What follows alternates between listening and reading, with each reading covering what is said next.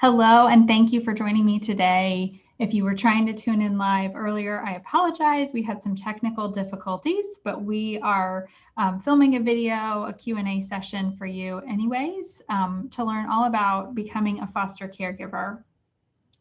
I'm April Mucci with Lakeland Mom, and maybe you've always wanted to learn more about foster care, but you weren't really sure where to start. Maybe you have a heart for children and you wonder if foster care might be something you could be part of. Maybe you're just curious how the process works and want to learn more about foster care and foster caregiving. Or maybe you're curious how you can support families and children who are part of the foster care and foster caregiving system. Whatever your interest is, we're going to get some answers for you today and tell you more.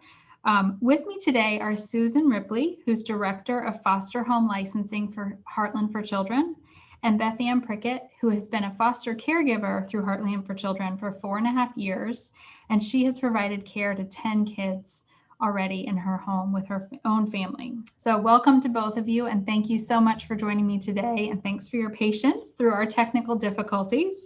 Can you each start with a quick introduction and tell me about yourselves? Sure thing. I'll go first. I'm Susan Ripley. As April said, I'm the Director of Foster Home Licensing. So this is my 28th year working in child welfare in just our area, which is Circuit 10, which is Polk, Hardy, and Highlands counties. So that's who Heartland for Children is responsible for managing the child welfare system. So I have pretty much touched every part of child welfare that there is, from being out in the field and managing cases to doing supervision work. I've been a therapist. I've worked with therapeutic foster care. So I've really seen every part, and including adoption. So I've really seen every part of that child welfare system. And so my responsibility now is managing the recruitment, the training, and the management of our foster home network, which is about 250 homes right now. Gotcha. How about you, Beth Ann? I'm Beth Ann Prickett, and my husband and I have 3 boys aging from 7 to 11. We enjoy an active lifestyle, kayaking, being outdoors, camping in the mountains. My husband is a teacher and a photographer, professional photographer. I'm a former teacher and a foster caregiver. Gotcha. Well, thank you again, both of you, for joining me. We're going to start quick with the basics. I use the term foster care and foster caregiving. I know the term foster parents is out there. So if you could just give a quick intro as far as what foster care and foster caregiving means. Sure thing. Foster care is designed to be temporary. It's temporary care with somebody who is not your parent. And so the face of foster care these days is a foster caregiver provides a safe place for children to live until they can return home to their parents. So the ultimate goal is always for children to go home. We hope that the parents have the support and have the tools in place to do what they need to do to heal their families. And so that's really what foster care is. It's designed to be temporary care, which is a little different than adoption. And so we believe in family preservation. We all live in this community. So we want to heal our families. We want them to be stronger. We want children to be able to go back with their families. And in order to do that, reunification needs to occur. And we use co-parenting a lot. People will learn about that as they're going through our training. Co-parenting is walking side by side along with the biological parents and helping them heal their families and have their children return to them. Right. I know you and I have talked in the past about the misconception that foster caregivers or foster parents are people who want to adopt. And obviously that can happen in some instances, but at Heartland for Children, I know there are 2 kind of distinct paths. One is foster care and foster caregiving, and the other is an adoption path. So can you just talk a little about kind of those 2 paths, if you will? Sure. So what we've learned through our years and years of managing child welfare is that we were doing families and children a disservice by having a foster to adopt process. The reason that we don't do foster to adopt is we would never want to place a child in a foster home where those foster parents are already hoping that a biological family fails so that they can keep those children in their home. Again, we believe in family preservation, and we want our caregivers to walk alongside with those parents, cheer them on, encourage them to do what they need to do to get their kids back. And so we have two separate tracks. We have a fostering track for those people that truly understand caring for these children temporarily until they can go home. And then we have an adoption track, and that's for those families that know they only want to adopt children from foster care that are free for adoption. They don't want to foster them first. They have gone through the process. There's some specific training just for adoption that's so important for them to take to prepare them for children that are coming, from foster care. And then we have our foster care track for those, like I said, that truly understand what that mission and goal is for foster care, and they go through their own specific training. So a lot of people ask, can you adopt if you're a foster parent? Absolutely, you can adopt. And so what happens is that, remember, there's all those families out there that have gone through the process to be adoptive homes. And so when a case decision has been made by the courts to terminate parental rights, those children become free for adoption. And foster caregivers can put their name in the hat to be considered as the forever home. But there's also other families out there that have gone through the process and are waiting to be matched that might be more appropriate, depending on a child's special needs or whether they're a sibling group that needs to stay together. It might be more appropriate to find an adoptive home that can take a large sibling group if they're all currently separated in care. So there's a lot of thought that they put into determining what would be the best family, for that child forever. Right. Gotcha. That all makes complete sense. And I think you've seen great results from kind of the shift away from that foster to adopt path and mentality. And I know you do a great job of educating families right off the bat when they reach out to you about getting involved for either of those paths. Beth Ann, we're going to switch to you. You obviously have a heart for children and a passion for foster care and being a foster caregiver. What prompted you to get involved? My husband and I attended a session finding out how we could help support foster families, like babysitting, some other ways. And we heard the need. Mm-hmm. And after we left, we just got to talking and had a conversation and said, I feel like we're really being called to serve kids in this way, but not only kids, but their families as well. And so just as Susan spoke, we've been able to be a part of several really awesome reunification stories and families that we still keep in good contact with. And so it is so important for us as foster caregivers to cheer on a family and help provide stability and support when they're going through a hard time, and cheering them on in terms of being able to heal. Really supporting them as they do so. Gotcha. What do you feel your role is and what you're providing for these children while they're in your care? Of course, providing basic needs, of course, but I always try to think, I'm a parent myself, and so I always try to think, if this was my child in someone else's home, how would I want that? What would I hope that the foster caregiver would be doing? And so, of course, love, security, safety, and support for the biological parents and the family as a whole, in whatever ways that we can to encourage, like I said, encourage healing. Right. I know one misconception for sure is the idea that kids who are in foster care are bad kids with, behavioral issues or a number of other things. And I think it's really important for people to realize and remember that kids are not in foster care because of anything they've done wrong. And they're not in foster care because of their own behavior. They're in foster care because of the actions of their parents, whether it's physical abuse or drugs or neglect, a number of things that I know you, Susan, have seen. And so can you just talk a little bit about whether it's the kids you've had in your home or just your experience in general, kind of the kids that are in foster care, and realizing that they're not bad kids, they're great kids that need a safe and loving space? These kids have experienced trauma. At the very least, they've been taken from their home and the family that they know and love, and they need a safe and stable environment so they can start healing. And research says that the healing does come through stable, consistent, loving relationships.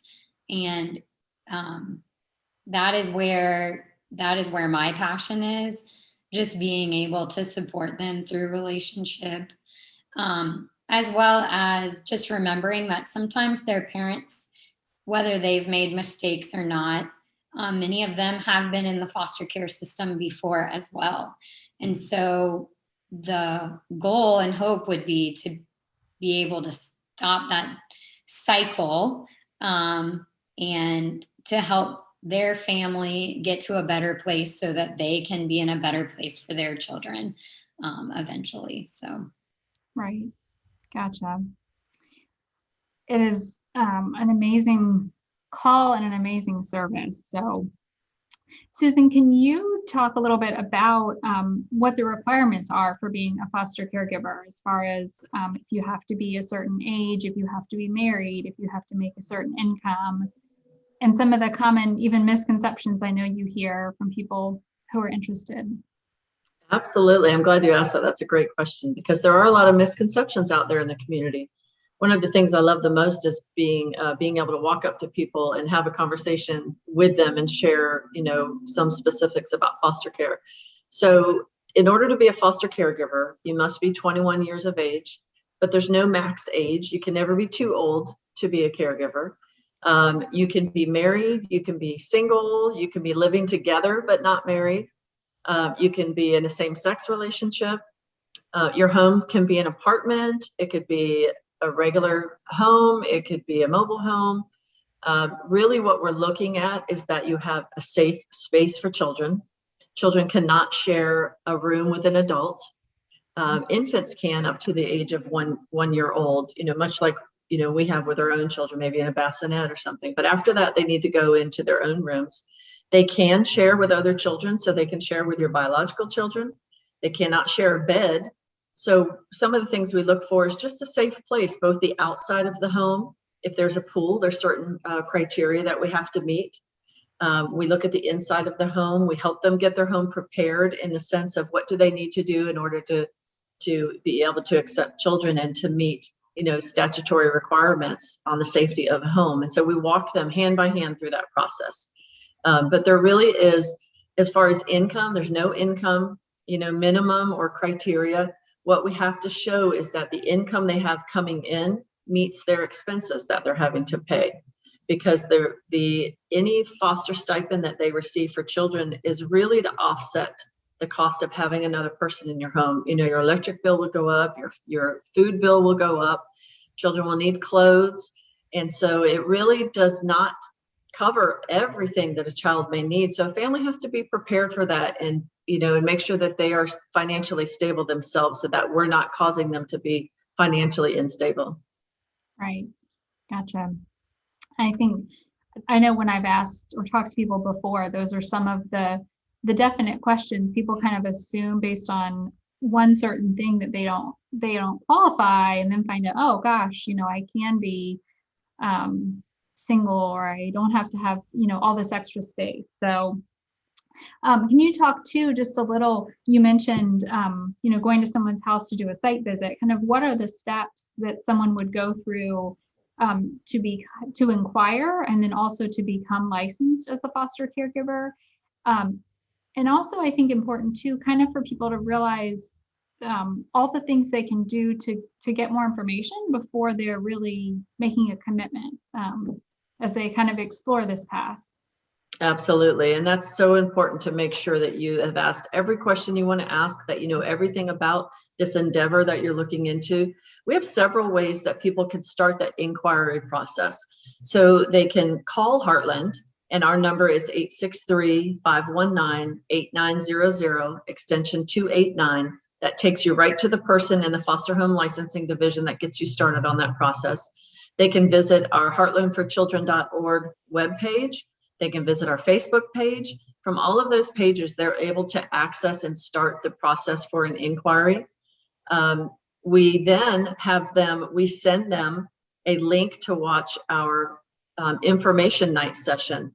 Prior to COVID, we used to enjoy doing those in person once a month. We would have a whole bunch of people come in and listen to a presentation in person. But for right now, we're continuing to do that safely by letting them watch a virtual taping of an information session. Then they get to, we sign them up for a class. We start classes probably twice a month. We have a new class starting. So we have, they're all accelerated classes. So you can do 3 Saturdays in a row, or you can do 3 weeks in a row of a Tuesday and Thursday night. So we have those options.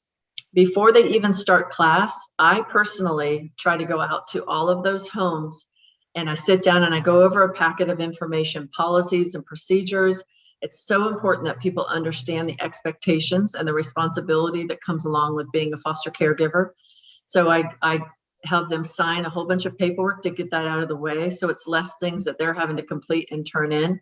But it gives me a chance to walk through their home with them and let them ask me any questions about, can we do this? Can we do that? A lot of people want to know if they can put bunk beds, so 2 sets of bunk beds, or can they use triple bunk beds, or what do they need to do for their pool? So it really gives them a heads up on everything that would be required and expected of them, and really to get them excited about doing this. I find most of the time that people originally say they just want to be licensed for 1 child. And so what we find is that we have more faith in them than they have in themselves. And our greatest need, which I think we'll talk about in a little bit, is really for sibling groups and for teenagers. And in order to take a sibling group, you would need to be licensed for more than 1 child. And so it's so important they understand what the need in the community is.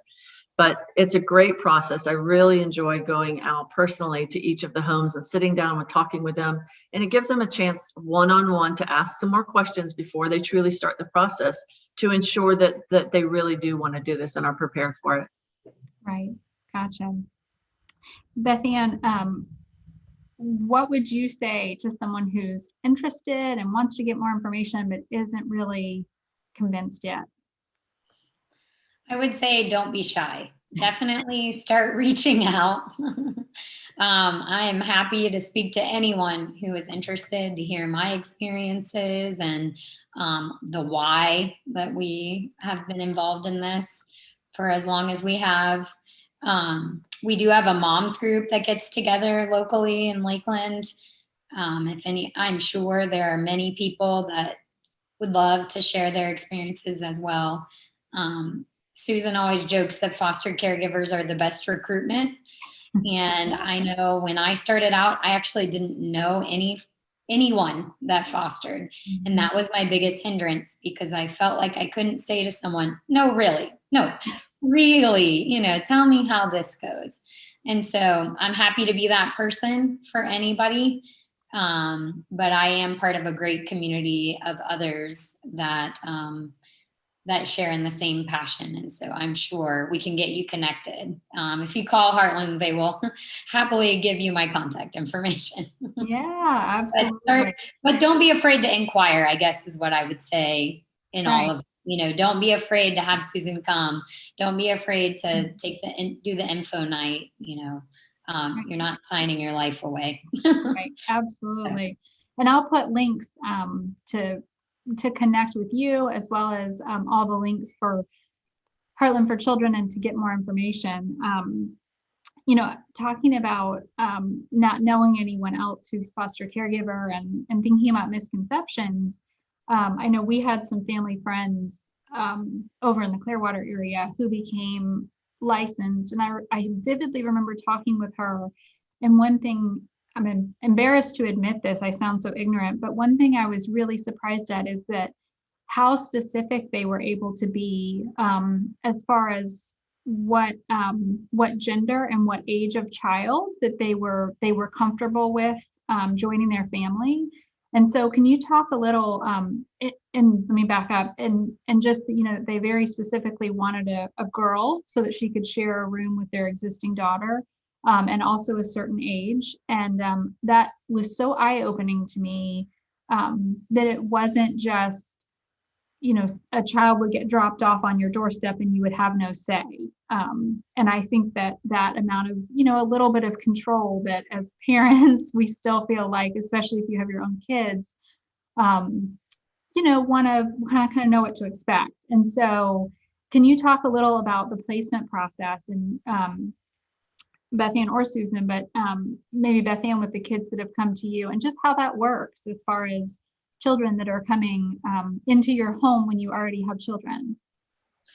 When you are going through licensing, that is one thing that you'll discuss and kind of talk through, obviously, in thinking about your family, but also talk with Heartland about.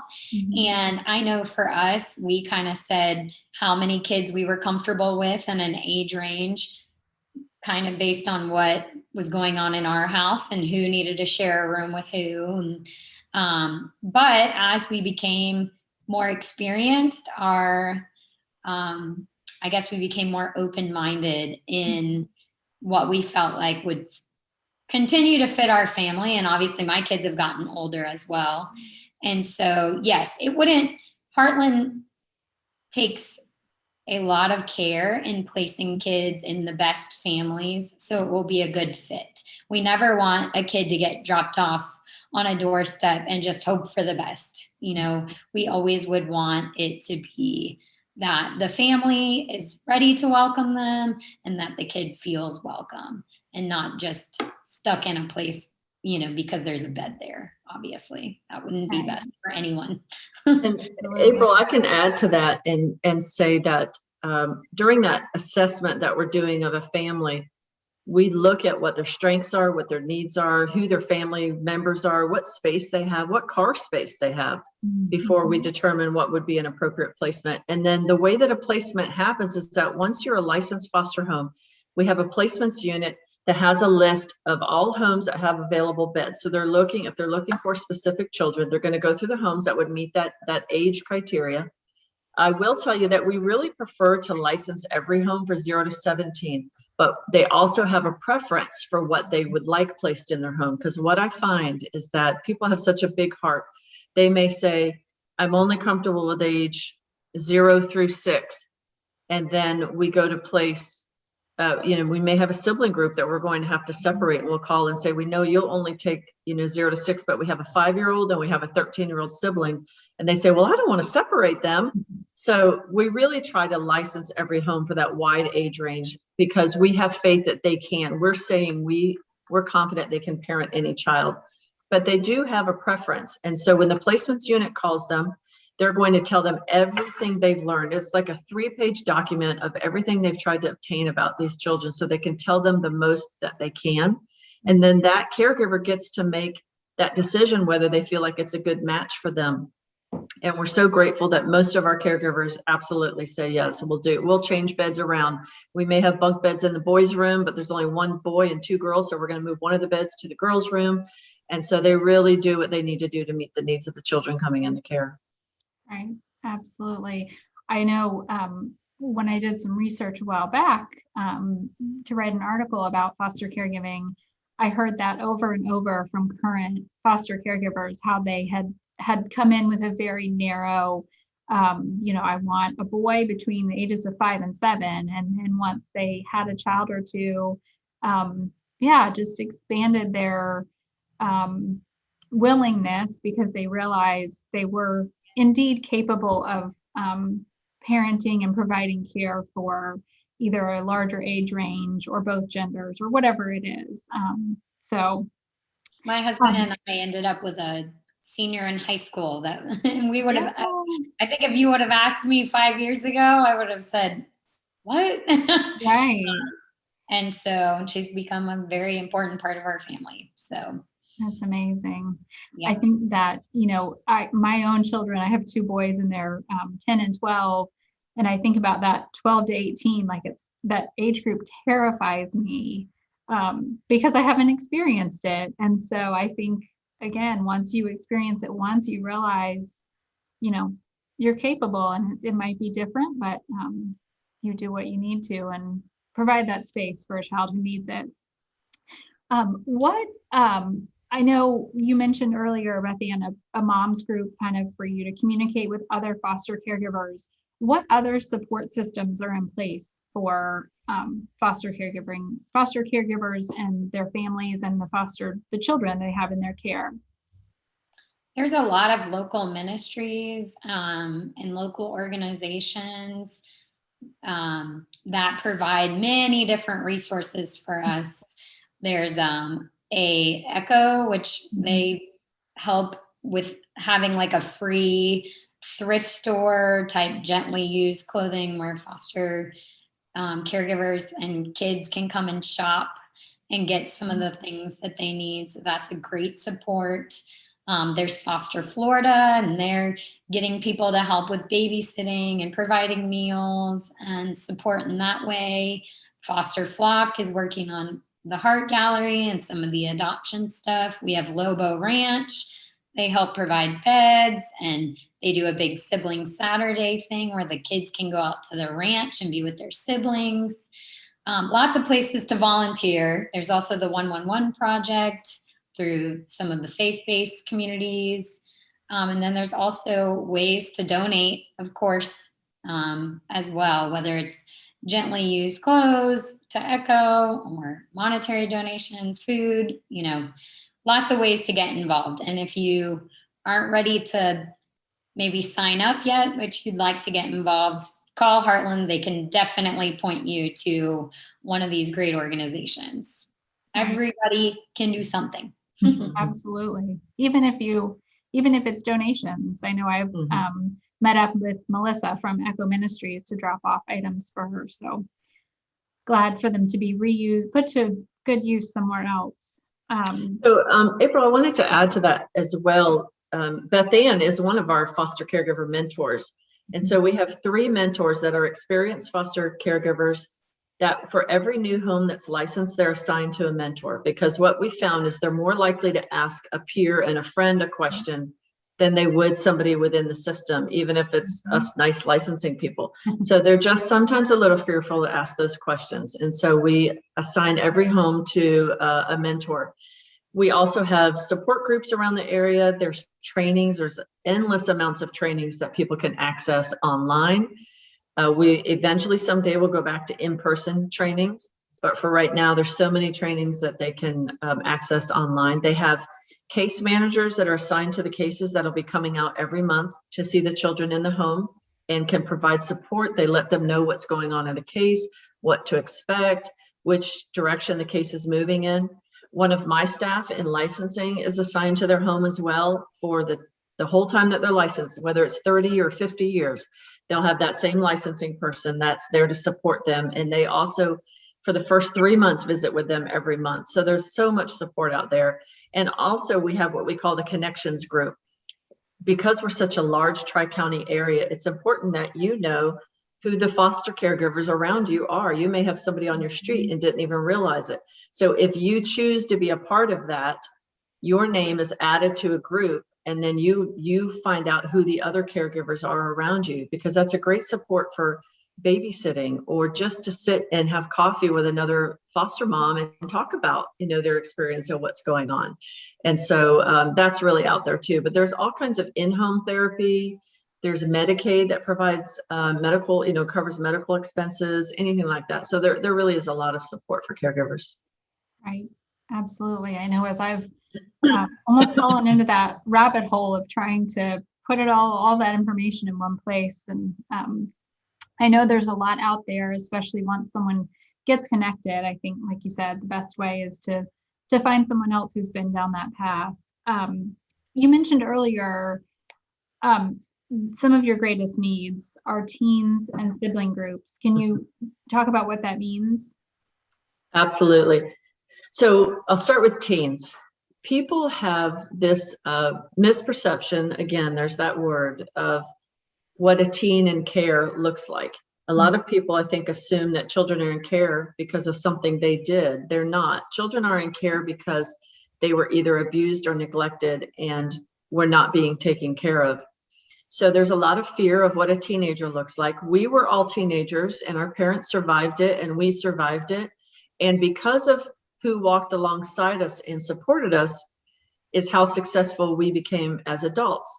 These children absolutely deserve that.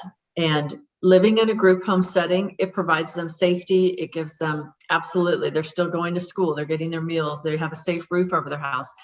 But every human deserves to be part of a family and to learn how to connect with other humans. And so it's important that we give them the opportunity to live in a traditional home. People are just fearful of that. So we need more people to step forward to widen their age range, to consider these kids. We've had children that have gotten academic scholarships, sports scholarships, just because of the people that were walking alongside them and encouraging, even if they decided to go to a trade school, even the fact that they at least completed high school. You know, those are really big goals for children. And it's important that there's people out there that are willing to walk alongside them. You know, where are all the coaches, all the teachers, all the people that are living that in their own lives?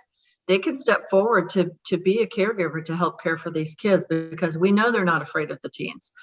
And then sibling groups. You know, children go through the trauma of whatever the abuse was or neglect that occurred in their home. And then they go through that trauma of being removed. And then to then also be separated from your siblings, we are re-traumatizing them by doing that.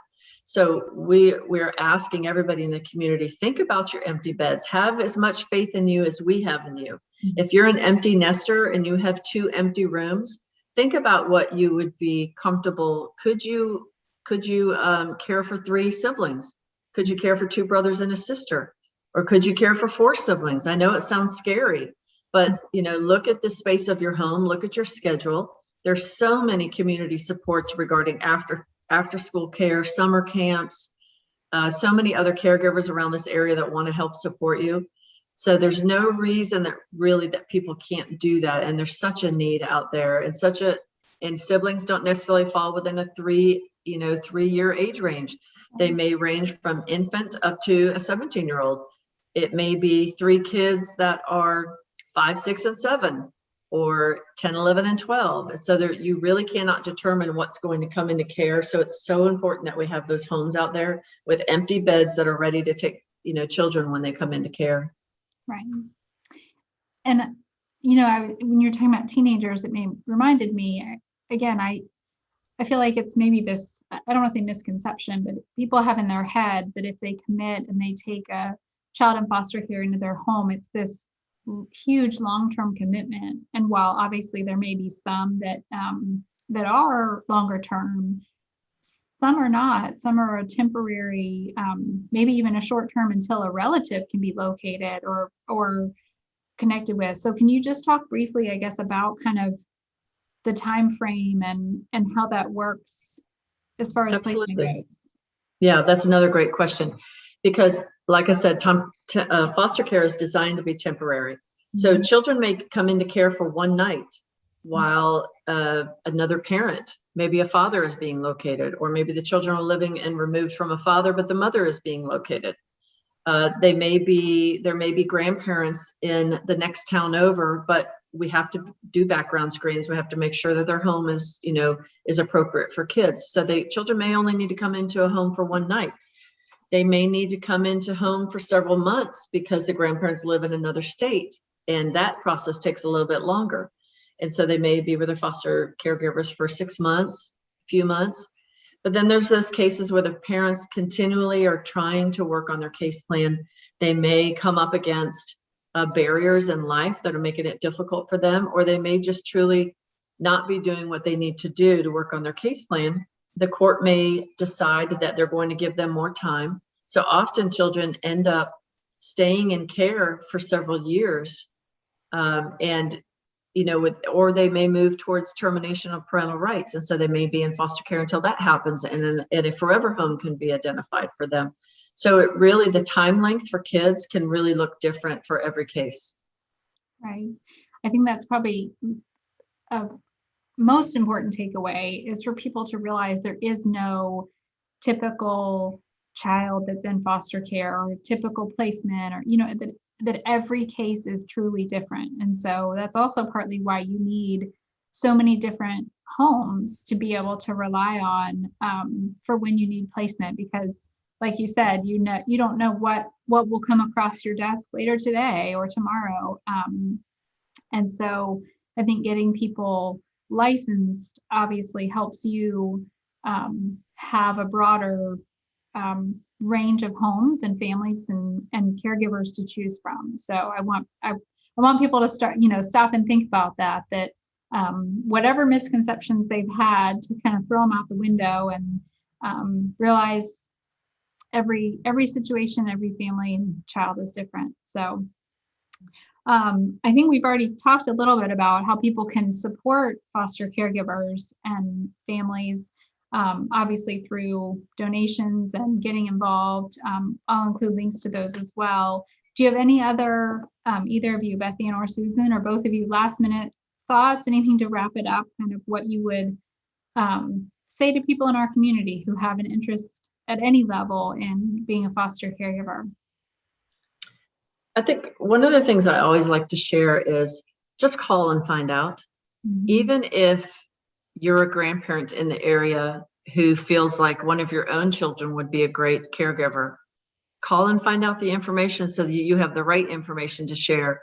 Do you belong to a church group that would like to share some information? Do you belong to a civic group? Do you have just a group of friends you'd like to bring together to hear some more information? We just need more people in the community to ask how they can be a part of it. They may make the determination that it's not the right time for them to foster, but they may be able to help in some other areas, and we need lots of help in those other areas. People are always donating things to Goodwill, furniture, they're getting rid of beds, they're downsizing, they're minimizing. There's so many local organizations that want those donations so that they can then give them to caregivers that are out there caring for children.